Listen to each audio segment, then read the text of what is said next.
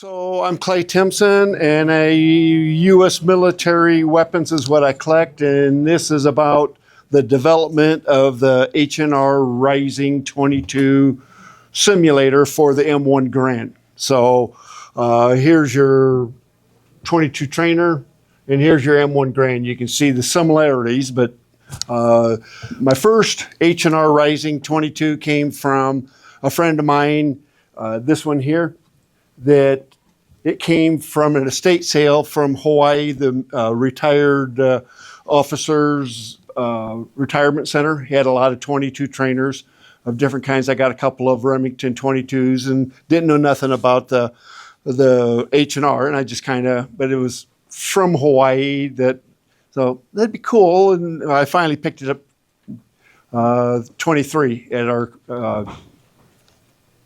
Greeley show. And then started reading up a little bit about it, and it was intriguing. And then that same friend came up with a 150 civilian trainer, and that hooked me. And then I bought the Reising book by David Albert, and it got into a lot of different things. In 1942, the Marine Corps wanted a 22 trainer for the M1 Garand that the Marine Corps didn't have. They had 03s, and using the 1922 bolt action trainer. So they were going to be getting the Garands. So in 42, they started talking about, we want a semi-automatic trainer. They went to H&R and said, we want a trainer. Specs out simulating the Garand. So H&R assigned it to Eugene Reising. Eugene Reising, in his beginning, he was a early military person. 1800s he was born. He worked with John Browning on Colts 1911s. He did a lot of competitive shooting and won a lot of trophies. Colt fired him for using a Luger and beating the Colt. So they got rid of him. So in the 20s and 30s, he started making a 22 semi-automatic trainer, which Arthur Deschard brought me. I'd never seen one. He brought it for me to see and look at and put on the table today. It's a neat little gun. Thank you. And he was kind of a colorful fella.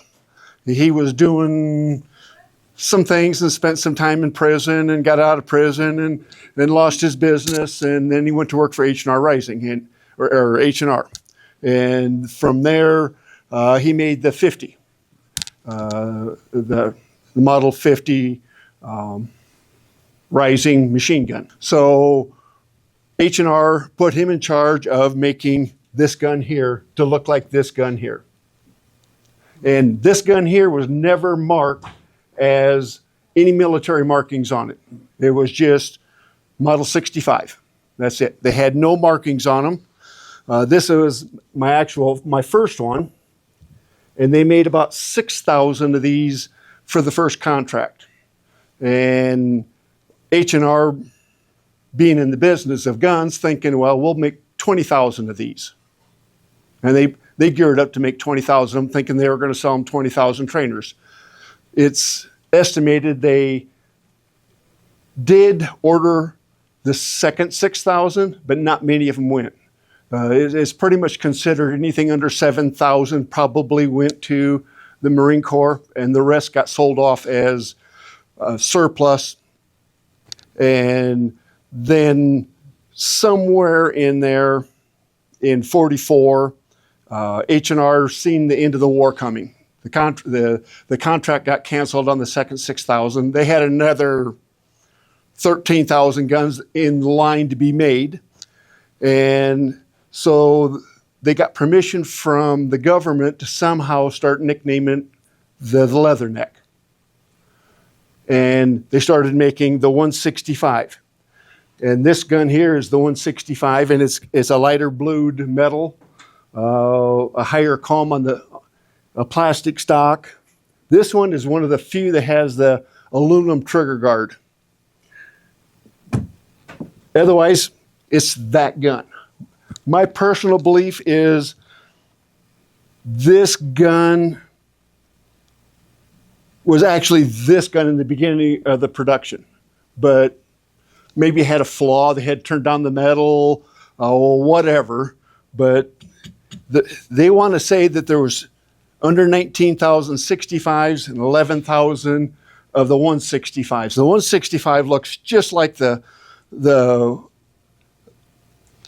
65. It's got a ramp front sight instead of the guarded front sight, but the same rear sight. Plastic buttstock, aluminum trigger guard that turned into plastic like this one here. So from there, they also decided that, well, let's make it a little bit more sportier. And they did a 150. And with the 150, they put the marbles rear adjustable up on the barrel with plastic. They changed the mag release a little bit here, and they changed the safety and the hold open on it a little bit, and they added checkering on the 150. The rifle was tested and accepted in 1943, and then they ordered the 6,000. They weighed 8.5 pounds originally. If you see one with markings like that, or that, or with a bayonet, that's fake. It's fake? Yeah, I know, because it had this fake first, so I added that fake, and added a bayonet lug on it, which is off of a carbine, just to mess with people. So, because I could. It does. So, it works. They did make a bayonet lug as an experimental thing, and they did have a bayonet, but it's only in a museum and in the book I seen a picture of it.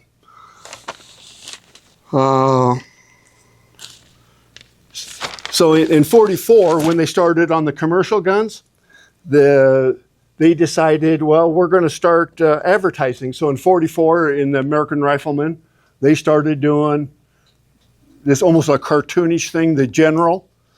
So the 65 was nicknamed the General. It was never officially named that, but it was nicknamed that. Had no military markings on it, period. So they started advertising it that way. Then they were advertising, getting into the commercial, the handgun, the shotgun, the rifle, which they continued with all that. So they made 18,000, just under 19,000 65s. They made just a little over 11,000 165s. And then there were some special orders on the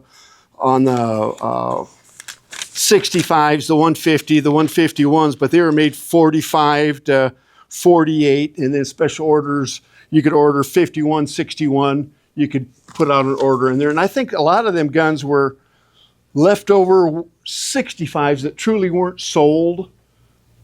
They had flaws in the barrels, they got turned down, and they made them lighter. The stocks, something wrong with them, they turned them down. They couldn't make a higher comb, but the 165s were leftover 60s, 65s. The 150s were blued. That's a light Parker. It's a light gray, wore off real easy. They get a lot of freckling on them, kind of a black gray look. But that's normal patina on those guns. Then the 165 had the same sling swiffles and slings as the 65, but the 150, no sling swivels. They moved the sight. I don't have a 151. The 151, they put the rear sight back on the Redfield number 70 back on it, and they put sling swivels on them. But it had the high ramp front sight, lighter metal, high comb, and light checkering. That's the one I don't have, is the 151, which looks real similar to the 165 with a sling on it. Officially in 54, they changed the the roll marking name from H&R Harrington and Richardson Arms Company to Arms or Harrington and Richardson Incorporated. So they went from Harrington and Richardson Arms Company on the roll to Harrington and Richardson Incorporated. They in '57 they went to not only H&R, but they went to Marlin and said, we want another gun for military training. And it was designed actually for the Garand, not the M14. It was designed for the Garand. The M14 hasn't, they're thinking about it, but it's not happening yet. So a lot of people think that the MC58 is a simulator for the 14. It's not, it's for the Garand. So then they actually roll marked that gun on the barrel, US MC property MC58. And on the receiver, same thing, second line H&R model number 65 modified. And then H&R Harrington and Richardson Incorporated. And they made about 3,200 of them. So when Marlin and Harrington were competing against it, Marlin had problems. They were trying to improve the wheel. The specs were, the only thing they changed was they put the safety down into the trigger, just like the Garand. Where the 65s, the safety was up on the side of the receiver. That was the biggest change. The mag release is a little bit different. They bent it over a little shorter, and it's a darker phosphate park instead of the light gray phosphate or Park Reising. Another thing that's weird about these is when they made the stocks, they roughed the stock and then they put the butt plate on. When they screw the butt plate on, they don't put it exactly the same place, and then they finish the butt plate and the stock together. So none of my guns do I have two butt plates that I can interchange them. They made just a few. They think 300 that are marked US model, not USMC. And they think they're the same gun. It's US model MC65, H&R model 65 modified. So these were a little bit different in the fact that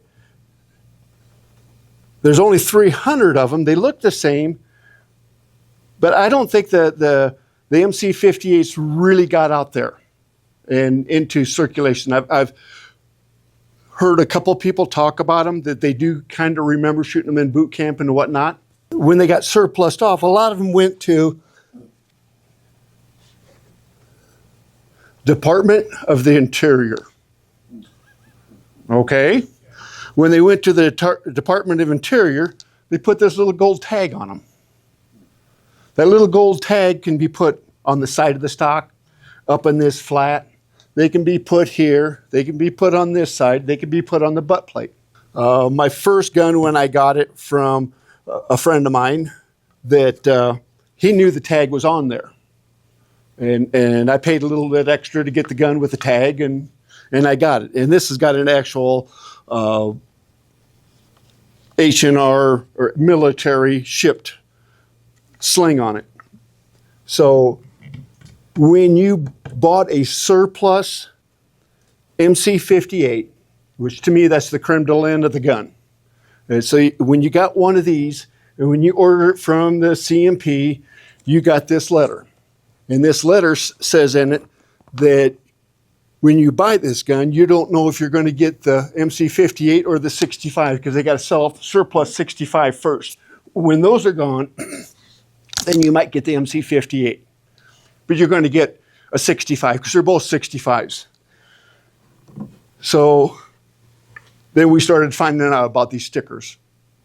So they went off to the fishing game, the post office, different places, and weren't really used. They were just in warehouses, and then eventually they got surplused off. So when you got it in the CMP box, it had 2 magazines. It had this. It had a carbine-looking sling in it and an extra firing pin. That was the original shipping of it, with a CMP receipt and an owner's manual, which I don't have in my possession yet, but I just bought it.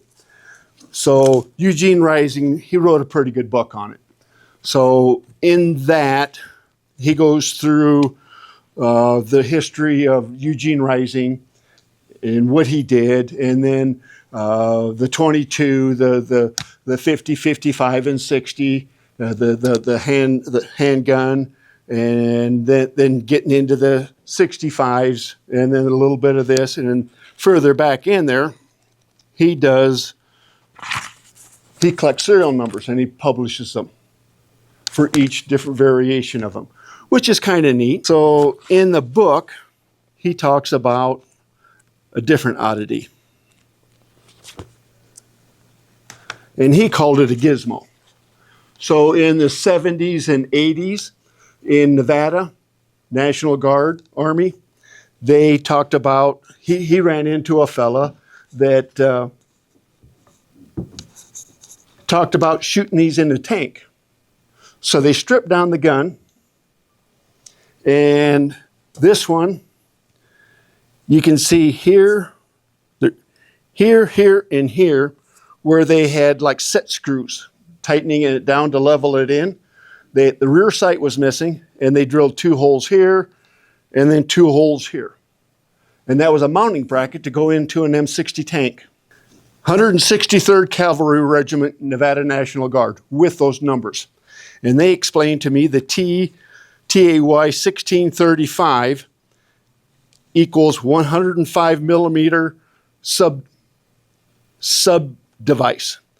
21 JUL 82 is the date, 21st July, which was a training device inspected for service. It was marked, and that's what this thing is. I thought it was cool. It charges different. So how's that a trainer? Because it looks like it's a 22 semi-automatic, not waste. It looks like it. The weight is similar. If you come up and pick it up and feel it, the length is right, the weight is right.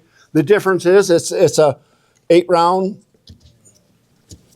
detachable magazine instead of a top feed. It's got a 8 and 10 round marking on for 8 rounds or 10 rounds. That's just the way it came out. And the safety's not even located the same? No, on the first 65s, the safety is up here, up on the top right. Yeah, so that was the biggest thing they had against it, but it was the best thing they could get in a hurry. In 1943, they approved it in 1943, and they started running with it. And also, the first 10,000, the hold open button is in the front, right here, where you push it in, and then you push down on that, and it's got a sweet spot where it kind of falls into place. It charges by you sticking your finger in here like this. At least they got a trainer that was similar. Nobody else had it. Everybody else was using 1922s, Mossberg, Savages, everything else, or wooden blocks. So basically, they could teach somebody how to put a bullet down range. That was it. Safety, handling of a gun, how to fire, and they didn't want a heavy bullet to get them flinching to begin with. Get them to used to handling a gun in a small caliber. City kids didn't know shit. Give them a gun, shoot it. I get all that, but you would have thought for muscle memory they would have at least had the controls in the same place. Yes, sir. Do you know, were they used much or not much for training? Do you think they were used pretty heavily? They were. The first 6,000. This one here, I don't know. This is at 6,500.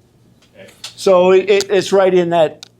It's accepted in this circle under 7,000. Probably got to the Marines, but not necessarily ever came out of storage. No, they got into the armory, and there they sat until in in a crate until they were surplused off. So an M1 Garand sling works, a leather M1 Garand or 03. Yes, they are carbine, but actually they're not. They're different. They're made different. How so? Okay. So here is a M1 carbine sling. Color's the same. D tab. C tab. These are a little bit longer because they were for the 50 originally, and then the surplus, they sold them off with the MC58s when they sold them off with the extra magazines and the extra firing pin, the owner's manual, everything, or U.S. Marine Corps 1957 training manual, which I'm getting one of them soon. But the difference is it's a D-tip, not a C-tip. The difference between here and the button is longer, from the button to the metal is longer. That's the first thing I always look for. So when the gizmo was mounted in the tank, what were they shooting? So they had a 50 millimeter can with German pictures of German tanks. And the guy who, and his name is in the book, in 77, he talked about having to load these guns and how heavy the ammo was. And it was a 30 millimeter ammo can full of 10 round magazines. So his job was so it was electric solenoid in the front. That's another thing I didn't mention. In the front of this trigger is a divot for an electric solenoid to hit, so it didn't miss it. That was another indication that told me this was a gizmo gun before I figured out what those numbers were. So his job was to lean against a turret. When they shot the 10 rounds, he pulled the magazine out and stuck another magazine in, and then they started running, and he had to charge it. So this is the charger. So then his job was to change the magazine and charge in the first round.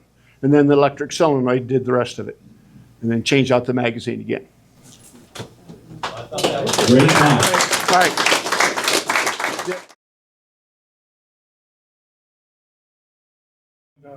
It's a Smith & Wesson Model 41 22 long rifle. They started to make these in 1954, and first up until 1957 before they got them in full production. This one is serial number 78,000 plus. The problem with they numbered all their semi-automatics at that time in the same blocks of numbers. So you can find the next one could be a 39 or 59 or something. This particular one is a K-bar blade, and they stuck it on a Filipino tourist handle. What I call a tourist piece. It's the one all the guys brought back. A lot of times they have their names on them. They have lady or wherever they were assigned on them. This is the first time I've ever seen the marriage of a Marine K-bar and a tourist piece.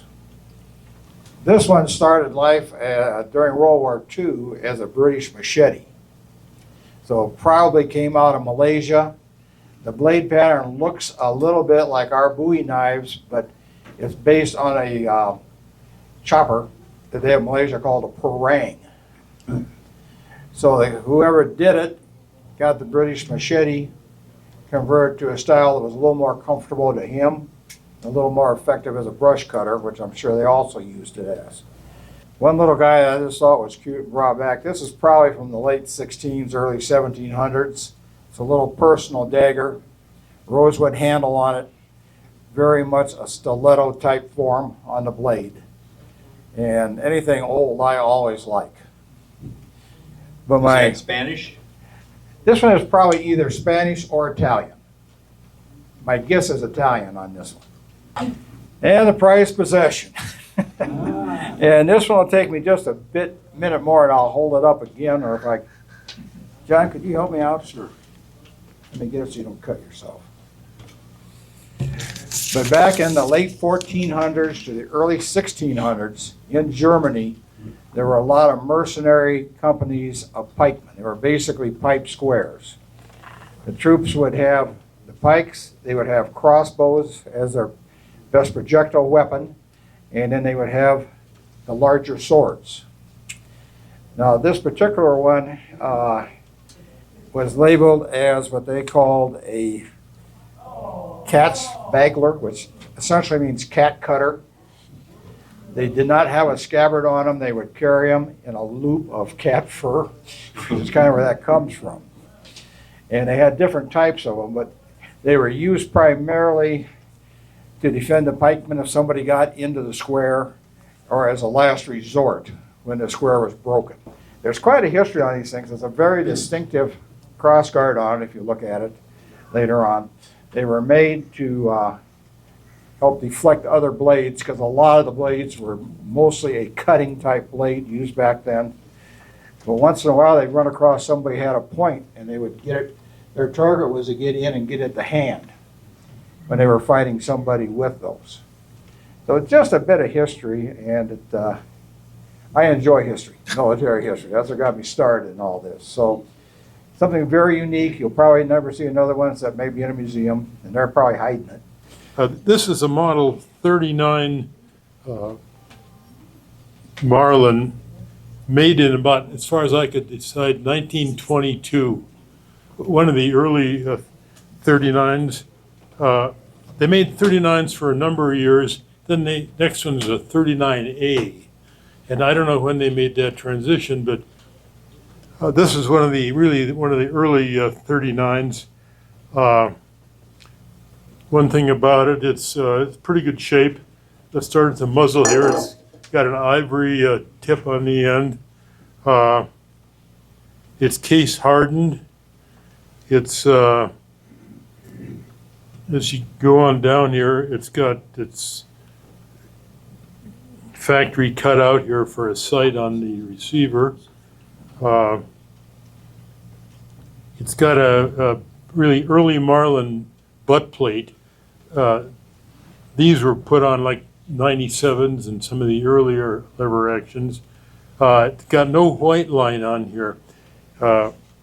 In about 1940, Marlin started putting the butt plate on and some white plastic or something in here, but they didn't put white lines on until 1940, and this is a 1922 Marlin. This one here is the